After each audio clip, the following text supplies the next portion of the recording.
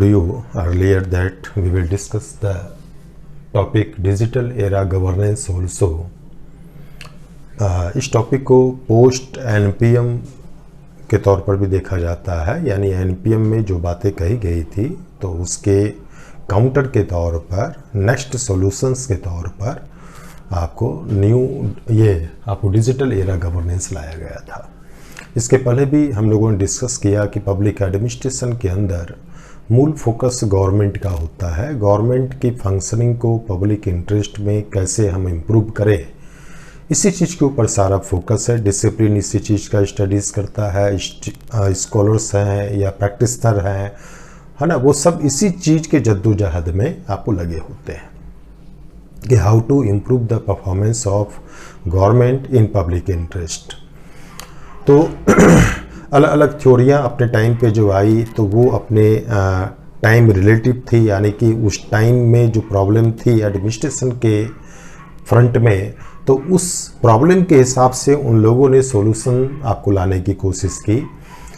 NPA में हम लोगों ने देखा न्यू पब्लिक एडमिनिस्ट्रेशन में कि इसने कहा कि भाई इससे पब्लिक एडमिनिस्ट्रेशन का एक आपको डिसिप्लिन के तौर पर और प्रैक्टिस के तौर पर, है ना, दोनों रूप में उसने उसको अपने आसपास की सोसाइटी से लिंक करने की कोशिश की कि आप सोसाइटी के अंदर देखें किस तरह की अभी प्रॉब्लम चल रही है और उसमें आप क्या कर सकते हैं, किस तरह से सोशल चेंज आप ला सकते हैं, आप सोसाइटी की प्रॉब्लम्स को दूर कर सकते हैं। तो वहाँ ब्यूरोक्रेट और पॉलिटिशियंस दोनों को मिलकर वर्क करना चाहिए आपको। That was the focus area of new public administration.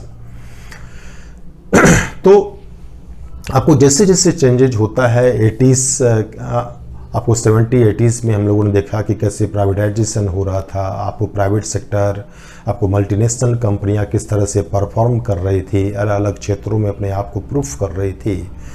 तो फिर ऐसा लगा कि हम आपको जब प्राइवेट ऑर्गेनाइजेशन, आपको ये मल्टीनेशनल कंपनियां एक कॉरपोरेट एक गवर्नेंस का एक अच्छा एग्जाम्पल जब रख सकती है, अपने एरिया में जब अच्छा परफॉर्म कर सकती है, तो गवर्नमेंट क्यों नहीं कर सकती, है ना। गवर्नमेंट क्यों नहीं आपको कॉरपोरेट ऑर्गेनाइजेशन या आपको प्राइवेट जो मल्टीनेशनल कंपनियां सब जो हैं उनके कॉरपोरेट कल्चर को अपनाती, वो भी क्यों इंटरप्रेन्योर की तरह वर्क जो है क्यों नहीं करती।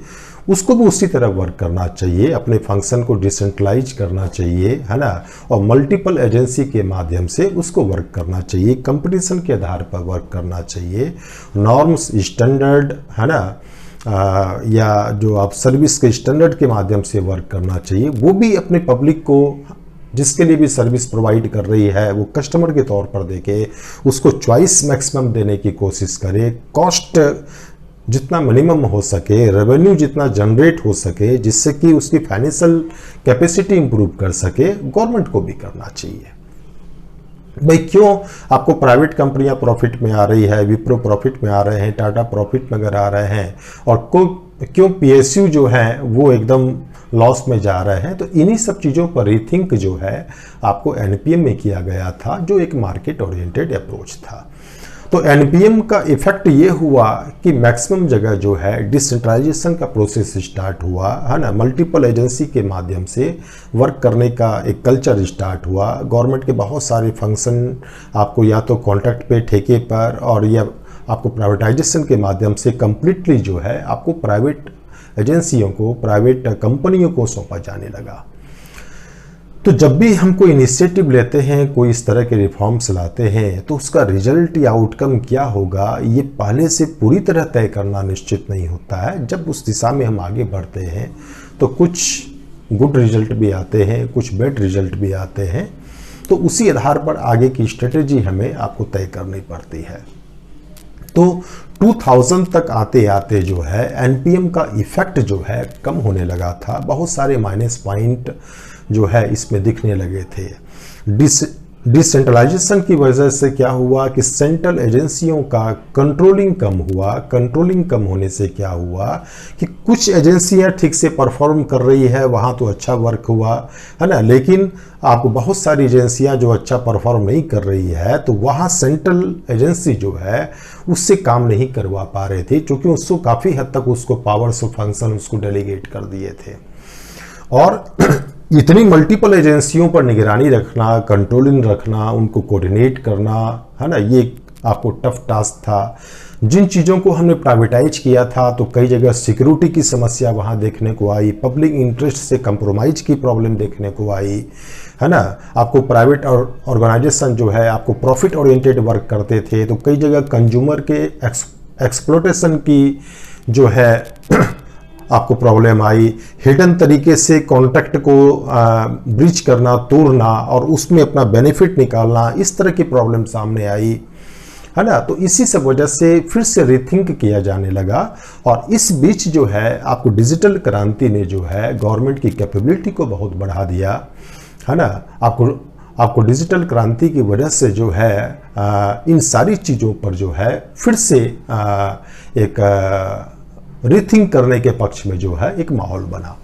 और उसी क्रम में जो है आपको पैट्रिक डनलीवी और मार्क गेट्स ने जो है मिलकर जो है डिजिटल एरा गवर्नेंस का कंसेप्ट या मॉडल आपको लाया, एनपीएम के अगेंस्ट में, या कह सकते हैं पोस्ट एनपीएम इनिशिएटिव के तौर पर, है ना। एक तरह से इसमें जो बातें एनपीएम में की गई थी उसमें बहुत सारी चीज़ों को वापस लिया गया और गवर्नमेंट को फिर से रीस्टेब्लिश करने की, गवर्नमेंट के इम्पोर्टेंस को जो है फिर से रीस्टेब्लिशमेंट करने की कैपेसिटी बिल्डिंग के माध्यम से, और वो कैपेसिटी बिल्डिंग जो है आपको डिजिटल साधनों से होगी, इस रूप में जो है यहाँ पर आपको फोकस किया गया। तो यहाँ पर डिजिटल एरा गवर्नेंस किसने दिया था? पैट्रिक डनलीवी ने दिया था और मार्गेट के साथ मिलकर, रिप्लेसिंग एनपीएम इन आपको 2000 और 2005, यानी 2000 तक आते आते एनपीएम वीक हो चुका था और उसके अल्टरनेट के तौर पर, विकल्प के तौर पर डिजिटल एरा गवर्नेंस आया। ये डिजिटल रिस्पॉन्स टू एनपीएम, है ना, many bad experience of NPM which I have told अभी जस्ट, तो ये चीज़ है। इस डिजिटल एरा गवर्नेंस का जो है इसमें 3 की एलिमेंट्स ध्यान में रखिएगा। वन पॉइंट आप ध्यान में रखिएगा कि डिजिटल एरा गवर्नेंस के ऊपर क्वेश्चन आ चुका है ना, कि एनपीएम का दौर समाप्त हो चुका और अब आपको नया दौर जो है आपको डिजिटल एरा गवर्नेंस का है, ये क्वेश्चन आईएएस में आ चुका है और रिपीट होने की संभावना, चूंकि इसी एरा में हम लोग आगे बढ़ रहे हैं, इसलिए आपको कोरोना के दौरान जो है हमने डिजिटल एरा गवर्नेंस का जो है डायरेक्ट अनुभव किया है, एक्सपीरियंस किया है, तो क्वेश्चन इसमें आगे भी बनेंगे। दूसरी चीज़ कि जब भी डिजिटल गवर्नेंस के बारे में क्वेश्चन आए तो वो क्वेश्चन जो होगा वो अलग होगा, ये अलग। ये डिजिटल एरा गवर्नेंस एक कंसेप्ट है, एक मॉडल है। डिजिटल एरा गवर्नेंस जब लिखा हो तो यहाँ ये एक मॉडल है जो, है ना, पैट्रिक डनलीवी के द्वारा दिया गया था। इसमें 3 की एलिमेंट्स हैं, ये ध्यान में रखिएगा। तो उससे वो मत लीजिएगा, वो ई गवर्नेंस वाला आंसर इसमें मत लिख दीजिएगा। ये डिजिटल एरा गवर्नेंस ये कंसेप्ट है, एक मॉडल है ना। इसी चीज के हिसाब से आपको यहाँ पर उस क्वेश्चन को डील करना, ये थ्योरी पार्ट है, प्रिंसिपल पार्ट। तो 3 एलिमेंट्स उसने दिए थे, एक तो री इंटीग्रेशन, नीड बेस्ड होलिज्म और आपको डिजिटाइजेशन। री इंटीग्रेशन का मतलब हुआ, जैसे एक तो डिसइंटीग्रेट की बात की थी किसने? एनपीएम ने, कि ब्यूरोक्रेसी को या गवर्नमेंट को डिसइंटीग्रेट कर दें, यानी कि छोटे छोटे पार्ट में बांट दें, मल्टीपल एजेंसी में बांट दें और मल्टीपल एजेंसी जो है अलग अलग स्पेसिफिक वर्क को स्पेसिफिक एरिया में वो काम करे और वो एक जो है सफिशिएंट मैनेजरियल ऑटोनोमी के साथ काम करे। उसमें सेंट्रल एजेंसी का इंटरफेरेंस जो है वो मिनिमम होना चाहिए। डिजिटल एरा गवर्नेंस का ये एलिमेंट बोलता है री इंटीग्रेशन, यानी वापस सेंट्रलाइज्ड एजेंसी या सेंट्रलाइज्ड वर्किंग की तरफ हम आगे बढ़े, है ना। चूंकि उसमें देखा गया था कि जो मल्टीपल एजेंसियों के माध्यम से जो हम वर्क कर रहे थे तो उसमें एक्सपेंडिचर ज़्यादा आ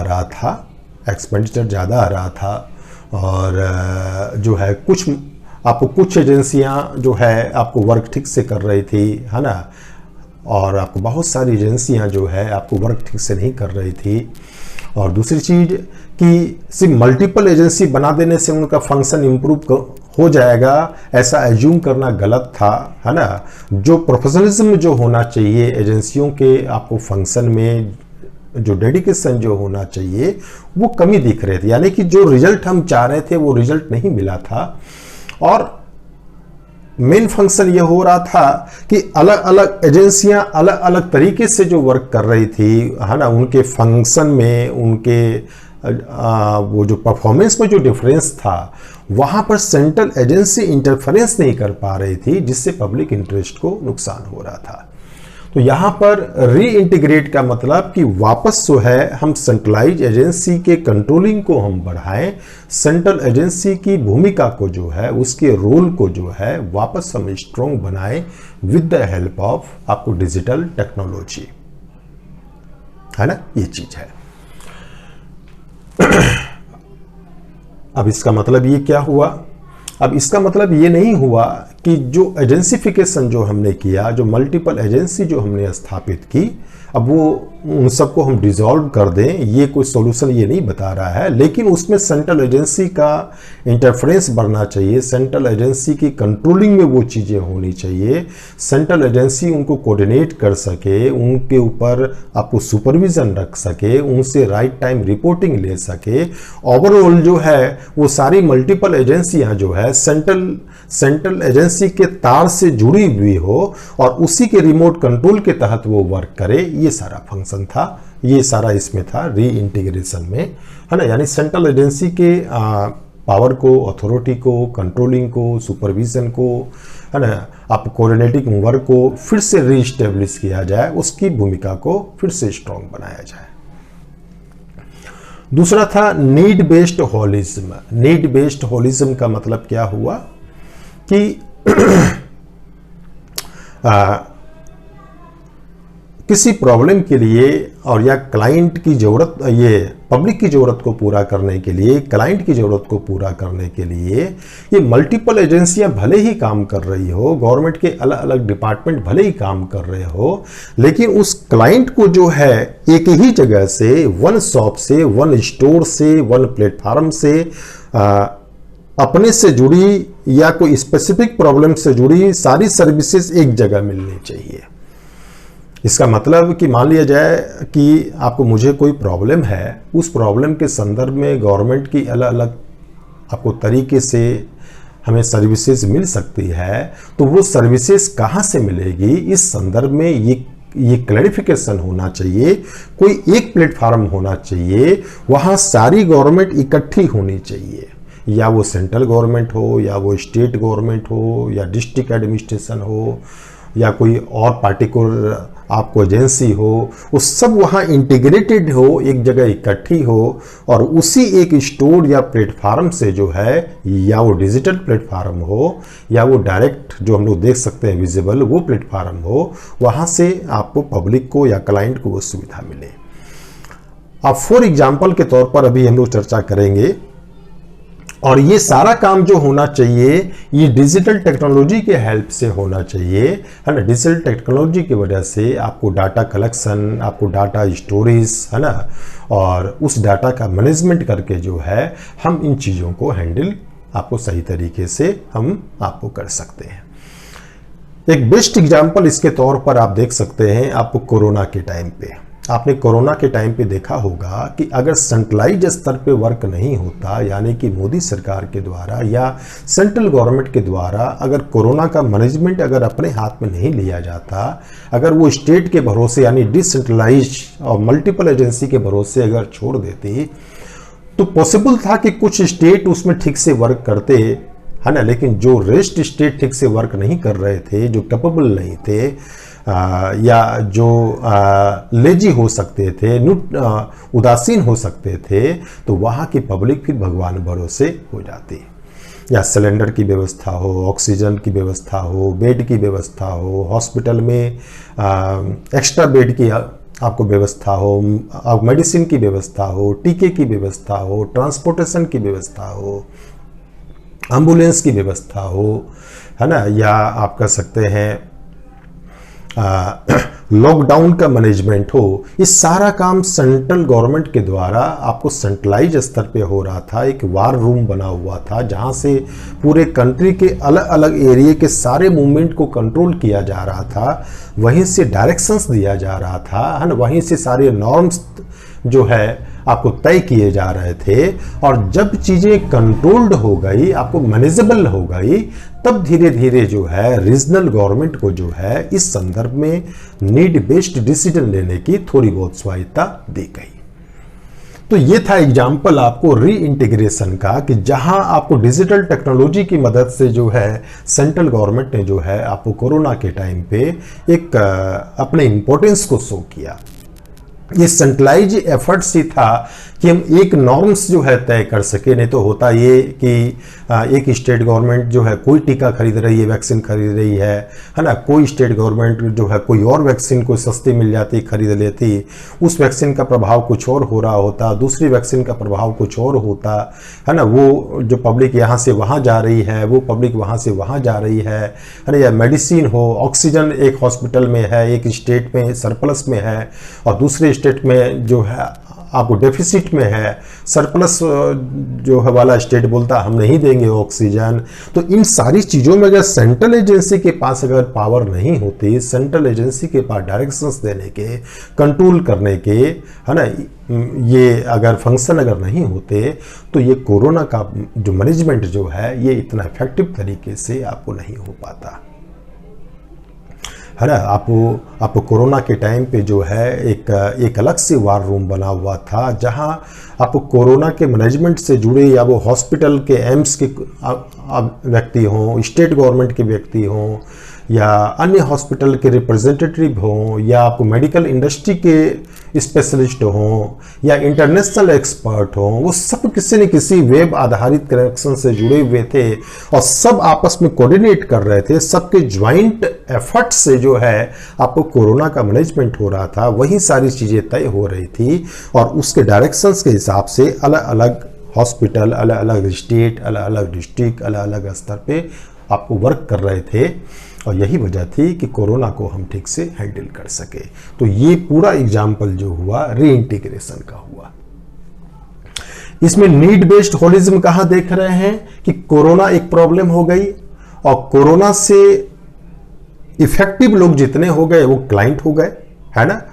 अब मान लिया जाए कि कोरोना के संदर्भ में कोई भी इंफॉर्मेशन या असिस्टेंस हमें गवर्नमेंट से अगर चाहिए तो कौन से हॉस्पिटल जाएं, कौन से डिपार्टमेंट में जाएं, स्टेट गवर्नमेंट के पास जाएं या सेंट्रल गवर्नमेंट के पास जाएं, कितनी एनर्जी आपकी खर्च होती अगर आरोग्य सेतु या कोविन ऐप आपके पास नहीं होता। गवर्नमेंट ने एक ऐप बनाया, यानी कि एक डिजिटल प्लेटफॉर्म, और पूरी की पूरी गवर्नमेंट वहां उपलब्ध हो गई, अवेलेबल हो गई, है ना। या वो स्टेट गवर्नमेंट हो या सेंट्रल गवर्नमेंट हो या हेल्थ मिनिस्ट्री हो या हॉस्पिटल हो, सारे डाटा वहां उपलब्ध थे और वो रियल बेस आपको डाटा थे। रियल बेस डाटा का मतलब हुआ, रियल टाइम बेस का मतलब हुआ कि अभी तक का अपडेट डाटा।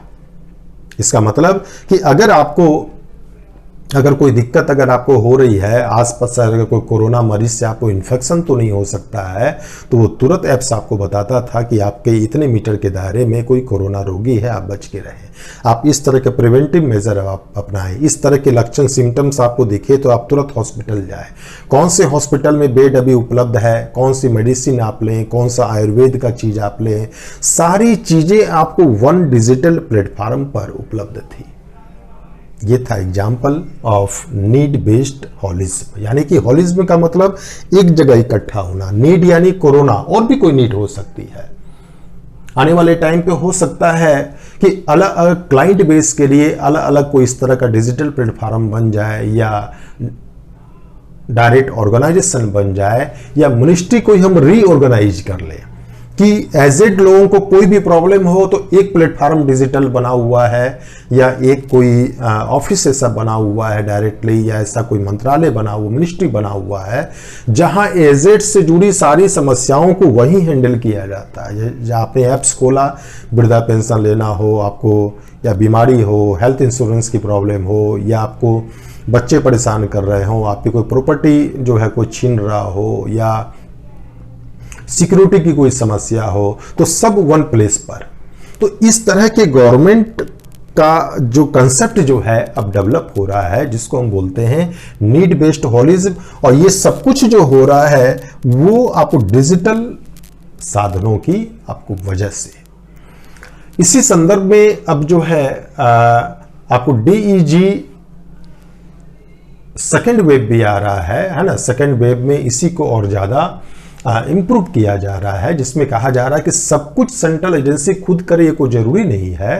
कंट्रोलिंग अपने पास रखे, स्टैंडर्ड को तय करना, कैसे करना, ये सारी चीज़ों को, यानी स्ट्रेटेजिक भूमिका सेंट्रल गवर्नमेंट की होनी चाहिए। लेकिन एग्जीक्यूशन के लेवल पर, आपको डिलीवरी के लेवल पर जो है वो मल्टीपल एजेंसी का यूज़ आपको कर सकती है। ये एक कंसेप्ट इसमें और इम्प्रूव आपको कर रहा है।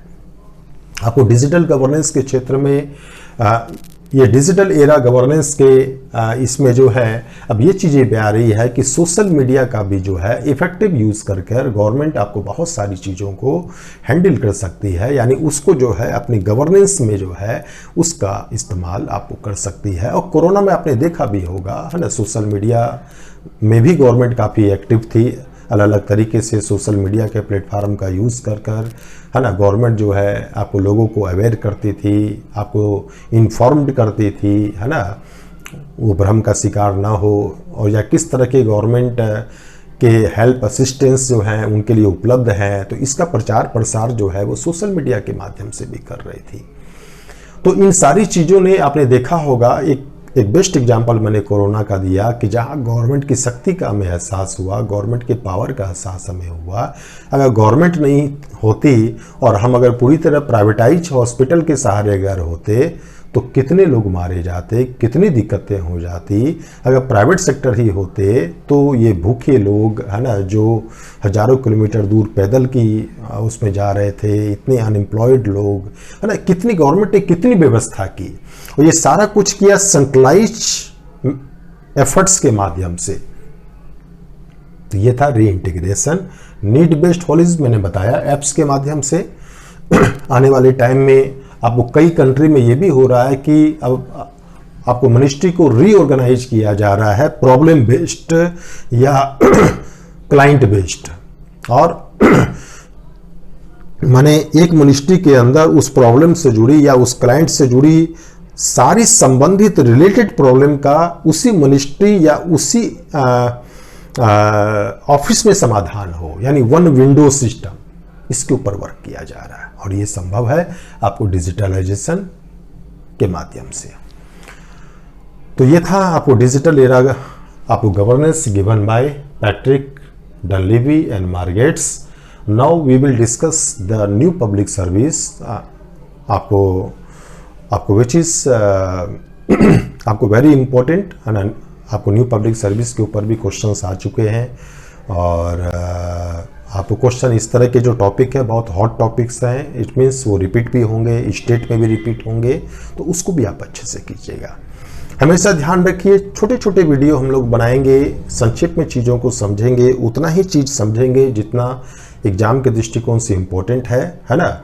हमें ये नहीं कि सिर्फ कोर्स हड़बड़ी में पूरा कर देना है, इसके ऊपर हम लोग नहीं जा रहे हैं, है ना। हम लोग कोर्स को आराम आराम से एक एक चीज़ों को समझते हुए आगे बढ़ेंगे, जिससे कि एक बार कंप्लीट कोर्स करने के बाद आपको फिर पब्लिक एड में जो है आपको कुछ भी सोचने की ज़रूरत ना पड़े। और वन थिंग मोर कि जो भी चीज़ें मैं करवा रहा हूँ बीच में भी मुझे लगेगा कि भाई इसमें कुछ और डायमेंशंस, कोई टॉपिक, कोई नया कोई इम्प्रूवमेंट अगर हुआ है उसको ऐड कर दूं, तो बीच के टॉपिक में कोई ऐसा टॉपिक या वीडियो ऐड हो सकता है। तो आप लोग अपडेट के ऊपर भी है ना, कोई वीडियो अगर अपडेट हुआ है, नया बीच में जुड़ा है, तो उस पर ध्यान रखा कीजिए। Thank you.